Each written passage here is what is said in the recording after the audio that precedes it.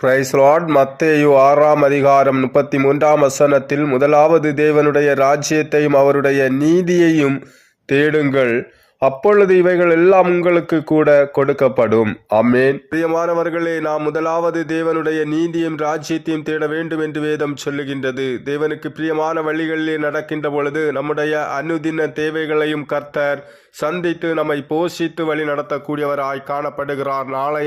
நாளை குறித்த பாரமோ, இன்றைய நாளிலே நான் எதை உண்பேன், எதை குடிப்பேன், எதை உடுப்பேன் என்கிற மனபாரமோ நம்முடைய இருதயத்திலே காணப்படாத படிக்கு முதலாவது தேவ நீதியையும் ராஜ்யத்தையும் தேடுகிறவர்களாய் இருக்கின்ற பொழுது கர்த்தர் நம்முடைய எல்லா விதமான தேவைகளையும் சந்தித்து நம்மை வழி நடத்தக்கூடியவராய் இருக்கிறார் என்பதை வேத வார்த்தையின் மூலமாய் பார்க்கிறோம். அன்பானவர்களே, இந்த நாளிலும் தேவனுக்கு கீழ்ப்படிந்து அவருக்கு பிரியமான காரியங்களிலே நாம் பிரயாசப்படக்கூடிய பிள்ளைகளாய் காணப்படுவோம். கர்த்தர் நம்மளை ஆசீர்வதிப்பார், இன்னும் உயர்த்துவார். ஆமென். God bless you.